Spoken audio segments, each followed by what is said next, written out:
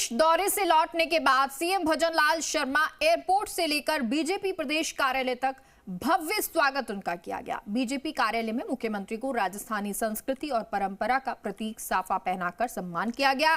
ढोल बाजे कच्ची घोड़ी नृत्य के साथ राजस्थानी परंपरा से अभिनंदन किया गया। वहीं महिला मोर्चा कार्यकर्ताओं ने गुलाब के फूल बरसाकर स्वागत किया। बीजेपी कार्यालय में बीजेपी प्रदेश अध्यक्ष मदन राठौड़, प्रदेश प्रभारी राधा मोहन अग्रवाल, बीजेपी पदाधिकारी मौजूद रहे।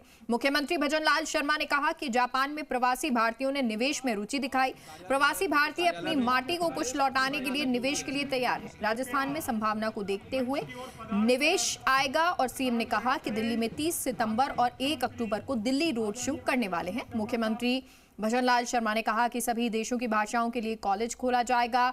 इससे सभी देशों की भाषाएं सीख सकेंगे और काम कर सकेंगे, काम होगा और इन 5 साल में राजस्थान को ऊंचाइयों पर ले जाने का काम हमारी सरकार करेगी। आदरणीय डॉक्टर राधा मोहन दास जी अग्रवाल के स्वागत के लिए तो सीएम भजनलाल शर्मा जो आज जयपुर पहुंचे और जयपुर पहुंचते ही एयरपोर्ट से ही उनका भव्य स्वागत शुरू हुआ। तो वहीं जब सीएम ने अपना संबोधन बीजेपी मुख्यालय में दिया तो उन्होंने कई बातों का जिक्र किया। इस बार जो बारिश हुई है उसको लेकर भी उन्होंने जिक्र किया कि कैसे जो बारिश हुई उससे जो आने वाला 1 साल है उसके लिए प्रबंध हो गया है। पानी का एक तरह से बांध लबालब हो गए हैं। तो ये एक अच्छी बात है, एक अच्छा संकेत भी है। साथ ही साथ क्या जापान में रहा, कोरिया में रहा, दक्षिण कोरिया में रहा और किस तरह निवेश आ रहे हैं उसको लेकर भी उन्होंने जानकारी दी है। मैं जापान में था, लेकिन जब मैंने हमारे सिंचाई सेक्रेटरी साहब से पूछा कि हमारे राजस्थान में बांधों की स्थिति क्या है, तो उन्होंने कहा मेरे को कि लगभग 90% बांध फुल हो गए हैं। पानी उनमें से कुछ में से निकाला जा रहा है और 10% रहने वाले हैं, वो भी जब तक आओगे वो भी फुल हो जाओगे, वो भी फुल हो जाएंगे। ये बात मेरे को जब उन्होंने कहा तो मेरे पास में कई लोग बैठे थे।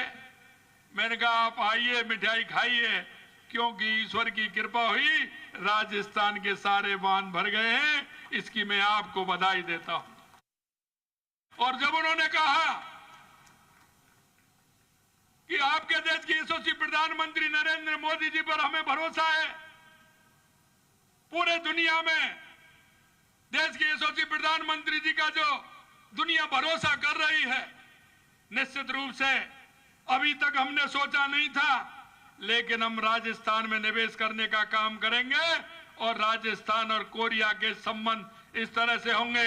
हम जिस तरह से जापान ने जापानी कॉरिडोर हमारा बनाया है निमराना में, इसी तरह से हम कोरिया का भी कॉरिडोर बना के हुए साझेदारी करते हुए हमारे काम को आगे बढ़ाएंगे।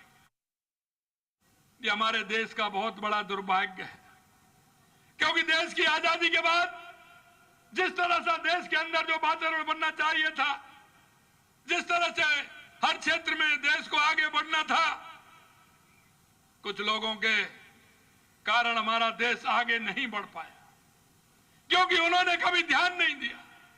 सबसे ज्यादा अगर देश में सरकार रही तो चाहे राज्य में हो चाहे केंद्र में हो, कांग्रेस की सरकार रही थी, लेकिन उन्होंने कभी इन सारी चीजों पर ध्यान नहीं दिया। ध्यान नहीं देने का कारण वो छोटे छोटे देश, जब हम उनको देखते हैं मन में प्रसन्नता होती है कि इतने अल्पकाल में वो आज जीडीपी में कहां हैं, उनकी स्थिति क्या है,